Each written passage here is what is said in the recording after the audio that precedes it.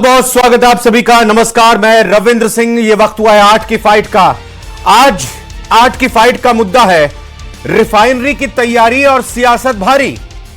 राजस्थान को जल्द ही mega project refinery का मिलने जा रहा है, तोहफा मिलने वाला है। बालोतरा में रिफाइनरी बन रही है। सीएम भजनलाल शर्मा ने पचपदरा रिफाइनरी का आज अवलोकन किया, निरीक्षण किया, तैयारियों का जायजा लिया। बताया जा रहा है कि रिफाइनरी का ज्यादातर काम पूरा हो चुका है और पचपदरा रिफाइनरी के अलावा सीएम भजनलाल शर्मा ने मंगला प्रोसेसिंग टर्मिनल के कामों का भी निरीक्षण किया।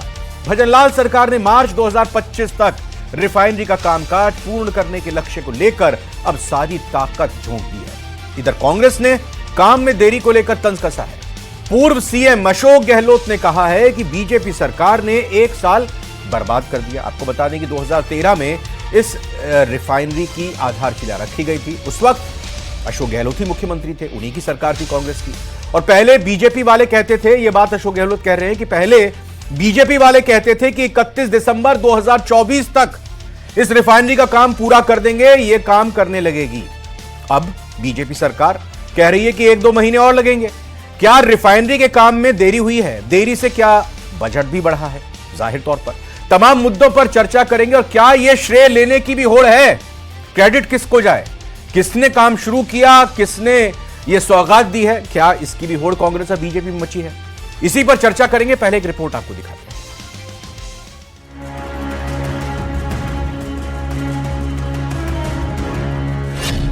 पचपदरा रिफाइनरी की 2 यूनिट अप्रैल में हो सकती हैं शुरू। हम उम्मीद करते हैं कि आने वाले इस अप्रैल के अंदर रिफाइनरी का एक बड़ा हिस्सा का शुभारंभ यहाँ पर फिर से करने का लगभग इनकी तरफ से अभी नजर आ रहा है। सीएम ने किया पचपदरा रिफाइनरी का निरीक्षण।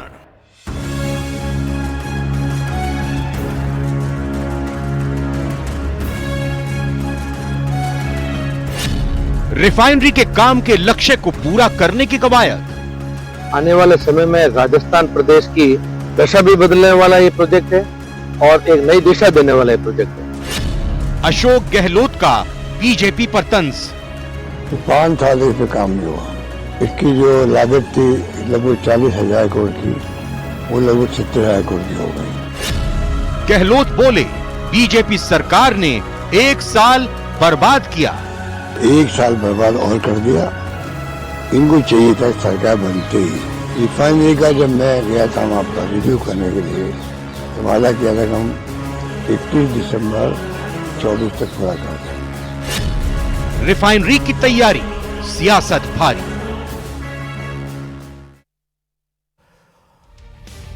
और आइए मेहमानों का स्वागत करते हैं। हमारे साथ आज बीजेपी से सुरेश गर्ग जी हैं। सुरेश गर्ग जी, आपका बहुत बहुत स्वागत है। राजेंद्र आर्य जी कांग्रेस से हैं। राजेंद्र जी, बहुत बहुत धन्यवाद और स्वागत आपका भी। एसपी मित्तल सर, वरिष्ठ पत्रकार, एक तटस्थ निष्पक्ष नजरिया रखेंगे। बहुत बहुत स्वागत मित्तल सर। और अयोध्या प्रसाद गौड़ साहब, आप जनरल मैनेजर हैं, जीएम हैं, corporate communication Cairn oil and gas company से। आप यानी अयोध्या प्रसाद गौड़ साहब इस पूरी परियोजना से शुरू से लेकर अब तक लगातार जुड़े हुए हैं। इनकी संस्था लगातार जुड़ी हुई है। पहला सीधा सवाल मेरा आपसे है, जो सवाल आज उठा सुरेश गर्ग जी, पूर्व मुख्यमंत्री अशोक गहलोत की तरफ से, कि 1 साल बीजेपी की सरकार ने बर्बाद कर दिया और लागत जो है जितनी थी वो बढ़ गई है। इसकी जिम्मेदार बीजेपी सरकार है। पहले कह रहे थे दिसंबर 2024 तक पूरा हो जाएगा, अब कह रहे हैं 1-2 महीने और लगेंगे। जानकारी मिल रही है कि अप्रैल तक 2 ही यूनिट शुरू होंगी। 10 यूनिट हैं टोटल और मुख्यमंत्री ने हिदायत दी है, निर्देश दिए हैं कि दिसंबर तक सारी यूनिट शुरू हो जाए। ये इतनी डिले क्यों हुआ? ये बजट क्यों बढ़ा? बीजेपी सरकार क्यों जिम्मेदार बताई जा रही है इसके पीछे? देखिए रविंदर जी, पिछले 5 साल तक कांग्रेस की राजस्थान में सरकार रही और वो सरकार लटकाए भटकाने का काम करती रही। चाहे ईआरसीपी का मुद्दा हो, चाहे रिफाइनरी का। रिफाइनरी की कॉस्ट ऑफ प्रोजेक्ट बनने में सीधा सीधा कांग्रेस की देन है। जब 2013 के इन्होंने आनंद फानंद के अंदर रिफाइनरी का शिलान्यास किया, इसके बाद में उन्होंने कोई उस पर, और इसके बाद में आप ये देखिए कि किस तरीके से रिफाइनरी के अंदर इन्होंने समझौता किया था। उस समझौते से राजस्थान में 1123 करोड़ रुपए प्रति वर्ष का नुकसान हो रहा था। यानी कि 15 साल तक 1123 करोड़ रुपए का प्रतिवर्ष का नुकसान हो रहा था। हमारी सरकार जब 2013 के अंदर आई, माननीय मुख्यमंत्री जी वसुंधरा राजे जी जब आई, उसके बाद में उसको दोबारा एमओयू साइन किया और एमओयू साइन करने के बाद में 1123 करोड़ रुपए प्रतिवर्ष उसके अंदर बचाए। अब आप ये देखिए कि इसके बाद बचाए क्या, ये 43,000 करोड़ की लागत थी, 74,000 करोड़ हो गया। रविंद्र कितना बड़ा? हाँ, मैं यही कह रहा हूं, करोड़ रुपया। ये पैसा किसका है? जनता का है। अजी मैं यही कह रहा हूं, जनता का पैसा। अजी सर बिल्कुल सही बात है रविंदर जी, बिल्कुल सही बात है। जनता का पैसा, हमने जनता के पैसे को बचाने का ही काम किया था। 1123 करोड़ रुपए प्रतिवर्ष का। फिर 2018 के अंदर गहलोत जी आए। 2018 में गहलोत जी आने के बाद में आप गहलोत जी से पूछिए कि उन्होंने क्या किया। कुछ भी नहीं किया। हरदीप पुरी जी को खुद को बोलना पड़ा कि राजस्थान अपना कंट्रीब्यूशन दे रही है या हम आपका जो 26% है उस 26% को नीचे करें। यानी कि पिछले 5 साल तक गहलोत जी ने कोई भी उसमें पैसा रिलीज नहीं किया। बिल्कुल सही बात है। मैं सवाल सीधा कर लेता हूं राजेंद्र आर्य जी से। माननीय भजनलाल जी जब राजस्थान के अंदर आए, भजनलाल जी ने जब यहाँ पे ज्वाइन किया, अब आप देखिए, अब रविंदर जी बात तो सुनिए पूरी। रविंदर जी मैं यही कह रहा हूं, अब आप देखिए जब हमारी सरकार आई 2023 के अंदर तब 72% काम हो गया था। आज हमारी सरकार को 1 साल हुए, अभी 85% काम हो चुका है। नो रिफाइनरी, नो इकाई है, नो इकाई। अरे सर कितनी गंभीरता दिखाई दे रही है। आप देखिए ना, जो इस कंपनी के एक्टिंग चेयरमैन है, जो मुख्यमंत्री आज दौरे पर हैं, एक्टिंग चेयरमैन मिलने नहीं गए, वहां पहुंचे ही नहीं एक्टिंग चेयरमैन। एक सूबे के मुख्यमंत्री जा रहे हैं इस रिफाइनरी का अवलोकन करने के लिए और जो चेयरमैन है वो मौजूद है। भाई रविंदर जी देखिए, ये अरे तो क्या कार्रवाई करोगे उन पर? देखिए इससे, अरे रविंदर जी मुझे ये बताइए, अगर मान लो एक्टिव चेयरमैन कहीं पे चले गए होंगे तो ये इससे कोई विवाद का विषय नहीं है। अच्छा, अभी विषय ये है कि रिफाइनरी से भी ज्यादा बिजी है क्या वो? अब आप देखिए 84% काम हो चुका है और 4 जो इकाई है उसका 95% से ज्यादा काम हो चुका है और अप्रैल तक यूनिटें सब चालू हो जाएगी। रविंदर जी निश्चिंत रहिए, ये भारतीय जनता पार्टी की सरकार है। तो ये 2013 में सितंबर में आधारशिला रखी गई, नींव रखी गई। 2004 से लेकर 2013 तक यूपीए की सरकार थी, कांग्रेस की सरकार थी। 2008 से लेकर दिसंबर 2013 तक अशोक गहलोत जी मुख्यमंत्री थे। एक तो बिल्कुल चुनावी साल में, मतलब प्रदेश में भी फायदा मिल जाए और 2014 में आम चुनाव में भी लाभ मिल जाए, तब तो 13 में जाके इसकी घोषणा की गई। और 18 से लेकर 23 तक जब एक बार फिर से अशोक गहलोत जी मुख्यमंत्री थे, यह आरोप लगा रहे हैं सुरेश गर्ग जी कि जो 26% खर्चा देना था वो पैसा नहीं दिया गया अशोक गहलोत जी की तरफ। जब आके बोल रहे हैं कि दीजिए, बीजेपी सरकार तो लेट कर रही है। देखिए रविंदर जी, सबसे पहले मैं आपसे एक छोटा सा सवाल पूछूंगा, उसका जवाब हाँ या ना में देना। इस रिफाइनरी के पीछे मास्टरमाइंड किसका था? गहलोत साहब का था ना? ये उनके ब्रेन का ही चाइल्ड है ना? रिफाइनरी गहलोत साहब के ब्रेन का 50 जिले भी गहलोत साहब के ब्रेन चाइल्ड हैं। सुन लीजिए, इंग्लिश सुन लीजिए, खोलेंगे लेकिन टीचर नहीं लाएंगे, ये भी गहलोत साहब का ब्रेन चाइल्ड है। एसआई भर्ती परीक्षा के रविंदर जी, 2 आरपीएससी के मेंबर पकड़े गए। ये पेपर लीक जो हुए 1.5 रविंदर जी गहलोत साहब से सरकार में हुआ। बिल्कुल सही कह रहे हैं। हाँ, रविंदर जी, अगर आपको सुन लीजिए है ना, बस मेरे को यही सुनना था। फालतू की बात करने से कोई फायदा नहीं। फालतू की बात क्या होती है? रिफाइनरी पे कर रहे हैं तो फालतू की बात क्या होती है? नहीं, रिफाइनरी पे रही। फालतू की बात क्या होती है? फालतू की बात कर रहे हैं आप। ये मैंने आपको रिफाइनरी पे, मैंने स्पेसिफिक सवाल मैंने आपसे रिफाइनरी पे स्पेसिफिक सवाल थोड़ी नियम कायदे तय करेंगे, उसका जवाब घुमा के क्यों दिया आपने? नहीं, नियम कायदे तो सबके लिए एक जैसे होते हैं, आपके लिए भी वैसे ही, मेरे लिए भी वैसे ही। जवाब दीजिए। आप सुनिए, आप मेरी बात। 2013 सितंबर में रिफाइनरी का शिलान्यास हुआ। यह तय करना वो राज्य सरकार तय करती है कि उसका शिलान्यास कब हो, क्योंकि डीपीआर भी बनती है, जमीन का अधिग्रहण भी होता है, तमाम बातें होती है। ठीक है, उसके बाद में दिसंबर के अंदर हमारी सरकार बदल जाती है। सरकार बनती है वसुंधरा राजे जी की। बड़ी घोषणाएं करने के बाद भी, ये बड़े ब्रेन चाइल्ड से निकले हुए तमाम योजनाओं के बाद भी आपकी सरकार बदल जाती है। ये तो बड़ा अच्छा जवाब होता है आपके पास हर बार बोलने के लिए कि ब्रेन चाइल्ड हमारी सरकार बदल गई, इस वजह से फिर उसके बाद बीजेपी सरकार ने काम नहीं किया। नहीं रविंदर जी, सरकार जाने में हमारा फायदा था क्या? हमने रिफाइनरी का प्रोजेक्ट दिया और आप हमारे कोई कोस रहे हैं। हमने अच्छा प्रोजेक्ट दिया, आप हम पे सवाल खड़े कर रहे हैं। 4 से लेकर 13 तक यूपीए सरकार थी, कांग्रेस सरकार थी। 8 से लेकर 13 तक कांग्रेस सरकार थी प्रदेश में। 13 में चुनाव राजस्थान में, 14 में चुनाव देश में। अरे चुनावी यही तो बात है, यही तो आरोप आपकी सरकार पर लगते रहे हैं कि भाई आप जो भी फायदा, जो भी योजनाएं घोषणाएं करते हो वो चुनावी फायदे के लिए करते हो। रविंदर जी राजनीतिक बात अगर आप करेंगे ना तो मेरे ख्याल से राजनेता अरे सर पुराना पड़ चुका है ये सब, रहने दीजिए। अगर आप जवाब है आपके पास तो दीजिए। मैं जवाब दे रहा हूं ना, आप मेरे को लगातार टोक रहे हैं। मैं आपको कह रहा हूं कि माननीय मुख्यमंत्री जी ने जब इसका, उस वक्त के मुख्यमंत्री जी ने इसका शिलान्यास किया था, केंद्र के अंदर हमारी सरकार थी, हमने उसको किया। 14 के अंदर हमारी केंद्र की सरकार चली गई, 13 दिसंबर में हमारी राजस्थान की सरकार चली गई। उसके बाद 4.5 साल तक वसुंधरा जी ने ये रिफाइनरी रोके रखी। दिल्ली के अंदर सरकार मोदी जी की बन जाती है। कच्चे तेल का लालच किसका था? सुन लीजिए, कच्चे तेल का लालच किसका था? गुजरात वालों का। उन्होंने कच्चे तेल के ऊपर कुंडली मारी, उन्होंने 5 साल तक राजस्थान की रेवेन्यू पे डाका डाला। आज मुझे एक बात बताइए, 2 जून 2023 को मुख्यमंत्री जी ने, जब तब के मुख्यमंत्री जी ने एक प्रगति बैठक की थी रिफाइनरी प्रशासन के साथ में, उन्होंने कहा था कि हम 31 दिसंबर 2024 तक रिफाइनरी पूरा कर देंगे। लेकिन आप सुनिए, इसके साथ पेट्रोलियम रिफाइनरी के साथ में बाई प्रोडक्ट्स भी होते हैं, जिसके लिए पेट्रोकेमिकल, पेट्रो इन्वेस्टमेंट रीजन बनाना होता है। ठीक है। आज तक इस सरकार ने 1 साल के अंदर उसके ऊपर कुछ नहीं किया। पीसीपीआईआर के ऊपर 1.5 लाख लोगों को रोजगार मिलने वाला है, लेकिन नहीं किया काम। आज हकीकत यह है सुरेश वास्तव में जवाब 15 सेकंड में जवाब दीजिए इसका, मेरे को जाना है उदय प्रसाद गौर जी से हकीकत समझूंगा। ना तो मोदी सरकार चाहती थी कि रिफाइनरी लगे और ना ही वसुंधरा सरकार। बोले सुरेश जी, बोले। रविंदर जी, ये झूठे लोग हैं, झूठे आप हो, झूठे लोग, झूठे बीजेपी वाले, झूठे मोदी सरकार, झूठे बजरंग सरकार, ये झूठे लोग हैं। हमारे ऊपर आरोप लगाइए। आप लोगों ने रिफाइनरी को दबा के रखा, काम किया था। क्योंकि आपको पता था कि गुजरात के अंदर पैसा जा रहा है, राजस्थान के बचाने के अलावा कोई काम नहीं किया। केवल भ्रष्टाचार और भ्रष्टाचार के अलावा कोई काम नहीं किया। राजस्थान के हितों पे कुठाराघात किया आपने। अयोध्या प्रसाद गौर जी को चाहिए। अयोध्या प्रसाद सर, मैं आपसे जानना चाहिए 2023 से लेकर 2024 तक इस रिफाइनरी को लेकर, 2023 से लेकर इस रिफाइनरी को लेकर कहां कहां अड़चन आई, कितना बजट बढ़ गया, 43,000 करोड़ से 74,000 करोड़ बढ़ गया। अयोध्या प्रसाद गौर साहब को लाइएगा। सारा कच्चा और क्यों गया? मैं सर, क्योंकि आप राजनीतिक आदमी नहीं है, मैं ये नहीं जानना चाह रहा कि किसकी सरकार थी, आप टाइमलाइन बताइएगा, किस वक्त में, किस साल में क्या डेडलॉक आया, क्या इसमें अड़चन आई, बजट क्यों बढ़ा और ये कब तक तैयार हो जाएगी। कहा यह जा रहा है जो अप्रैल में 2 यूनिट और दिवाली तक डेडलाइन दी गई है कि सारी यूनिट यानी 10 की 10 यूनिट चालू हो जाए। क्या इसका भविष्य है?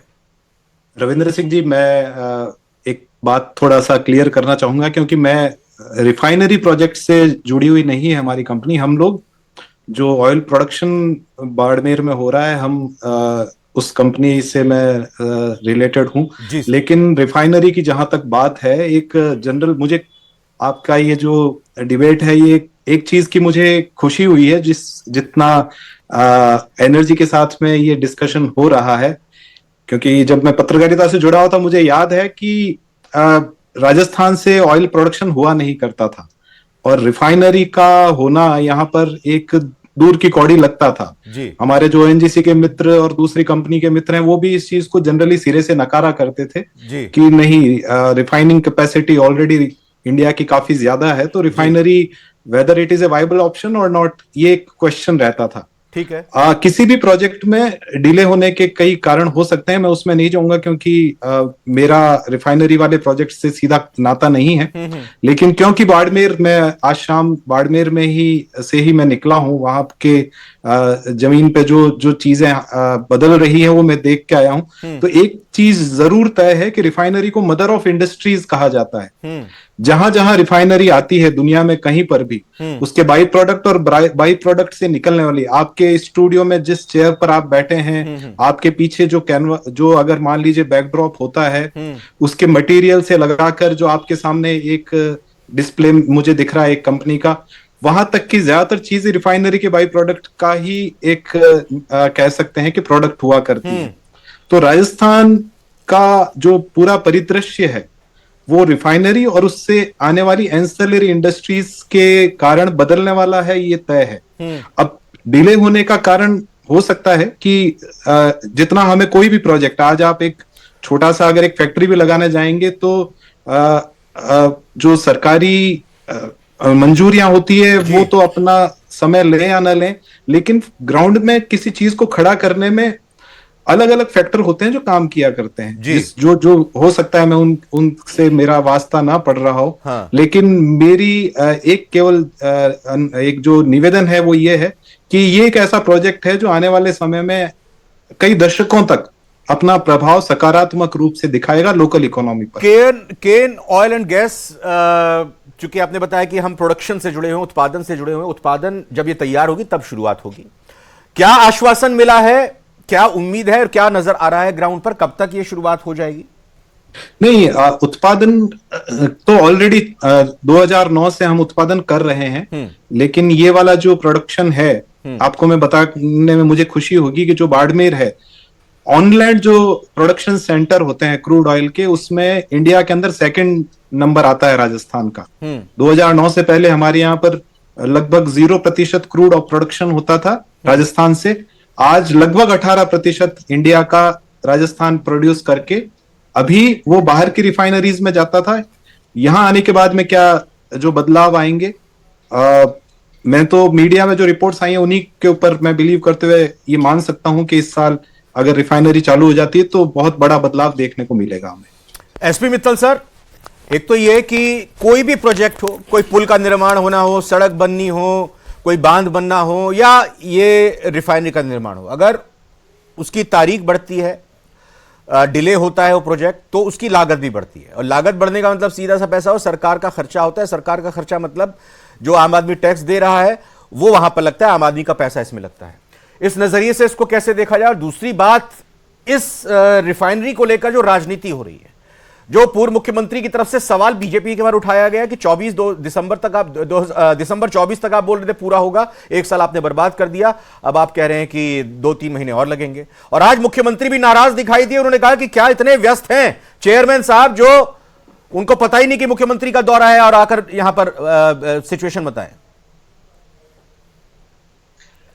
देखिए रविंद्र, ये जो राजस्थान के अंदर जो ये परंपरा है कि 5 साल भारतीय जनता पार्टी और 5 साल कांग्रेस, तो मुझे लगता है कि देश की, राजस्थान की जनता को ये खामियाजा उठाना पड़ा है। जो रिफाइनरी 2013 में जिसका शिलान्यास हो गया था, आज 11 साल बाद भी उस पर यदि उत्पादन शुरू नहीं हुआ, उसकी प्रोसेसिंग शुरू नहीं हो रही है, तो ये मुझे लगता है दुर्भाग्यपूर्ण बात है। अब स्वाभाविक है कि कांग्रेस कहेगी कि बीजेपी जिम्मेदार है क्योंकि उनके 5 साल राज रहा, और बीजेपी कहेगी कांग्रेस जिम्मेदार है क्योंकि उनका 5 साल राज रहा। लेकिन कुल मिलाकर के प्रदेश की जनता को ये भुगतना पड़ा है कि क्या नाम से 11 साल बाद भी हम उस रिफाइनरी के अंदर अपना प्रोडक्शन शुरू नहीं कर सके। अभी अयोध्या प्रसाद जी ने जो बात कही, मैं इनकी बात को बहुत ही सकारात्मक तरीके से लेना चाहता हूँ कि देश के अंदर जो तेल उत्पादन है, कच्चे तेल का उत्पादन है, उसमें राजस्थान का जो प्रतिशत है 28% है। रविंद्र, ये अपने आप में बहुत बड़ी बात है कि हम देश का 18% क्या नाम से बाड़मेर से तेल उत्पादन कर रहे हैं। अब उस तेल उत्पादन के अंदर पहले वो दूसरी जगह जा रहा था प्रोसेसिंग के लिए, रिफाइनरी 15 में लगाएंगे इसीलिए कि रिफाइनरी के माध्यम से वो क्या नाम से तेल शोधित हो जाए। जो मेरे पास जानकारी है उसमें यह है कि 1.2 मिलियन बैरल प्रति वर्ष उसके अंदर क्या नाम से प्रतिदिन 1.2 मिलियन बैरल प्रतिदिन उसमें क्या नाम से 10 जो इकाइयां लगी है उसमें वो प्रोसेसिंग होनी थी, लेकिन नहीं हो रही है, इससे नुकसान हो रहा है। और ये जो उसके जो प्रोसेसिंग होने के बाद, सर नुकसान तो हो रहा है, लेकिन यहां तो फायदा यह देखा जा रहा है कि कांग्रेस का यह कहना कि ये ब्रेन चाइल्ड अशोक गहलोत जी का था, और अब जब इसका उद्घाटन हो जाएगा, जब फीता काटा जाएगा, जब इसको सौंपा जाएगा जनता को, प्रदेश को, देश को, तब बीजेपी कहेगी देखिए हमने इस काम को अंजाम तक पहुंचाया है। 13 में इसकी घोषणा होती है, 13 से 18 तक कांग्रेस की सरकार नहीं थी, बीजेपी की सरकार थी। जमीन अधिग्रहण करना होता है, पूरा एक लंबा प्रक्रिया होती है। 13 से 18, 18 से 23, ये 10 साल महत्वपूर्ण थे। 5 साल पहले कांग्रेस बीजेपी को मिले और फिर उसके बाद 5 साल कांग्रेस को मिले। क्या इसकी स्थिति रही थी उन 10 सालों के दौरान? देखिए आप जब जो 2013 के अंदर मनमोहन सिंह जी ने जो शिलान्यास किया और उसके बाद 2013 के बाद ही तुरंत बाद क्या नाम से वसुंधरा राजे जी के नेतृत्व में सरकार बन गई, तो कई साल तो इसलिए गुजर गए कि जो पिछली सरकार ने जो एमयू किया वो घाटे का एमयू है, और हम जो एमयू कर रहे हैं वो क्या नाम से फायदे का एमयू कर रहे हैं। तब ये कहा गया कि हमने सरकार के 40,000 करोड़ रुपए ये बचाए जो क्या नाम से राजस्थान को उसका फायदा होगा। तो कुछ उस समय गुजर गया, उसके बाद में फिर वापस क्या नाम से अशोक गहलोत जी की सरकार आ गई, तो फिर ये अब आप देखिए डबल इंजन की सरकार की जो बात की है, तो आपका एक इंजन ही रह गया, दूसरा इंजन आपका नहीं रहा। अब लेकिन मेरा ये मानना है कि अब वापस डबल इंजन की सरकार आ गई है, तो ये उम्मीद की जानी चाहिए जो हो गया उसको छोड़िए, अब जो क्या नाम से नए अब जो बात आई है वो जल्दी से जल्दी काम हो। और मैं जो अपनी बात पूरी कर रहा था रविंद्र जी, इसके अंदर जो डीजल, पेट्रोल और साथ ही जो हवाई जहाज में काम आने वाला ईंधन है, वो एलपीजी गैस और दूसरे बाई प्रोडक्ट जो है वो सबका होगा राजस्थान के लिए एक सुनहरा अवसर होगा। करोड़ों रुपए का राजस्थान को राजस्व का प्राप्त होगा और कम से कम 40,000 लोगों को इस रिफाइनरी के माध्यम से रोजगार मिलेगा। मुझे लगता है कि जो आर्थिक स्थिति से राजस्थान की काया अपडेट हो जाएगी। अब इसमें राजनीति नहीं होनी चाहिए और अब डबल इंजन की हम बस कह ही सकते हैं राजनीति नहीं होनी चाहिए, लेकिन राजनीति ना हो ऐसा हो ही नहीं सकता सुरेश गर्ग जी। लेकिन कम से कम यूपीए सरकार का उस वक्त की और पूर्व मुख्यमंत्री अशोक गहलोत जी का धन्यवाद देना बनेगा या नहीं बनता है भाई? उनकी तरफ से शुरुआत हुई, भले ही आप इसको अंजाम तक पहुंचाएं। देखिए रविंदर जी, आपने देखा होगा कि अशोक गहलोत जी जाते हुए कोई भी चीज की घोषणा करते हैं केवल अपने वोट बैंक के लिए और सरकार को बचाने के लिए काम करते हैं। आपने देखा होगा कि अभी जिले बनाए थे इन्होंने, अब जिले क्यों बनाए थे? अरे आपने आते हुए क्या घोषणा कर दी, उन्होंने जाते हुए घोषणा करी, आप आते हुए क्या घोषणा करते हो और जाते हुए क्या पूरा कर देते हो? हम तो कहां धरातल पे काम करने की बात करते हैं रविंदर जी। देखिए हम तो धरातल पे काम करने की बात करते हैं, जो हमारे घोषणा पत्र उसका 50% पूरा कर दिया हमने, जो हम बोलते हैं वो करके दिखाते हैं। हम तो ये घोषणाएं नहीं करते, काम करके दिखाते हैं। अब आप साल भर के अंदर 13,500 करोड़ रुपए का खर्चा कर चुके हैं हम अभी रिफाइनरी के अंदर, और 85% काम पूरा हो चुका है 72% से ले। तो आप एक साल के अंदर 15% का काम पूरा करना, 5 साल में बता दीजिए कितना परसेंट का काम हुआ था। तो ये है काम करने का तरीका। और हम कह रहे हैं ना अप्रैल के अंदर रिफाइनरी चालू हो जाएगी, 9 यूनिट के अंदर से 4 यूनिट है उसका 96% काम हो चुका है, 3 यूनिट का काम 92% हो चुका पूरा। तो ये काम पूरा आप ये देखिए कि हम काम करने में विश्वास करते हैं। भजन लाल जी निरंतर मॉनिटरिंग करते हैं किसी भी काम। ये आरोप लगा, और दूसरा ये एमओयू को लेकर सवाल यहां पर उठाया गया एसपी मित्तल सर की तरफ से कि 2013 में जब आपकी सरकार गई और बीजेपी सरकार वसुंधरा राजे के नेतृत्व में आई, उस दौरान एमओयू को लेकर कहा गया कि यह घाटे का सौदा करके गई है कांग्रेस सरकार, उसको बदलने में, जमीन अधिग्रहण करने में वक्त भी लग गया। देखिए रविंदर जी, ये एसपी मित्तल जी चाहे कुछ भी कहें, लेकिन ये कोई घाटे का सौदा नहीं था। घाटे का सौदा इसलिए था कि अगर राजस्थान में रिफाइनरी लग जाती है तो कच्चा तेल 11 साल तक जो कच्चा तेल गुजरात में गया ना, तो उससे राजस्थान को नुकसान हुआ है। अच्छा। एसपी मित्तल जी कृपा करके पहले वाला एग्रीमेंट पढ़ ले, अभी वाला एग्रीमेंट पढ़ ले। मैं इनको चैलेंज कर रहा हूं, मैं भी उसी एरिया से बिलोंग करता हूं। आज मैं आपको यह बताना चाहता हूं, इस सरकार ने 5 साल 11 साल तक राजस्थान का कच्चा तेल गुजरात में भिजवाया। आपको पता 720 किलोमीटर की पाइपलाइन से, हीटेड पाइपलाइन से। आज यही तो मैं आरोप मोदी जी पे और वसुंधरा जी पे लगा रहा हूं ना। इन्होंने अपने पूंजीपति मित्रों के सामने रख दिए। हमने 5 साल में मित्तल सर एक बार सुरेश जी से जवाब ले लेता हूं। मित्तल सर आ रहा हूं, पूंजीपति मित्रों के सामने पड़े हुए आवाज नहीं आ रही है। एक सेकंड राजेंद्र जी और सुरेश जी, एक मिनट मित्तल सर को सुनते हैं पहले। प्लीज एक मिनट मित्तल सर बोलिए। अब आप राजेंद्र जी क्या कह रहे हैं कि जो बाड़मेर में तेल उत्पादन हो रहा था, ये भी कहता क्या आपके पास रिफाइनरी आपने 2013 में आधारशिला रखी थी, 2018 में वापस आपकी सरकार आई, तो आपका लक्ष्य सबसे पहले क्या होना चाहिए था कि 2023 क्या बात कर रहे हैं राजेंद्र जी? आप बिल्कुल ही और आप कंट्रीब्यूशन वो देने के लिए आपने पैसा कांग्रेस की सरकार ने बनाई और कांग्रेस की सरकार को नीचे रेट जाना वाला था आपका। आप चाहे कुछ भी बात करें, लेकिन अरे एक मिनट राजेंद्र आर्य जी, एक मिनट सुन तो लीजिए ना। अब अगर आपने सवाल उठाया है तो एक मिनट राजेंद्र जी प्लीज। अरे राजेंद्र आर्य साहब एक मिनट, अरे रुकिए ना, हाँ ठीक है पूछ रहा हूँ। कच्चा तेल, अरे वो जवाब दे रहे हैं, आप सुन तो लीजिए महाराज। 11 साल तक पूछो ना, 11 साल। अरे एक मिनट रुकिए तो सही। और क्यों रिफाइनरी को रोका रखा गया? इनसे पूछिए कि सिर्फ और सिर्फ अंबानी की जामनगर तो बचाने का काम किया था, पहुंचाने। अरे सुन तो लीजिए भैया।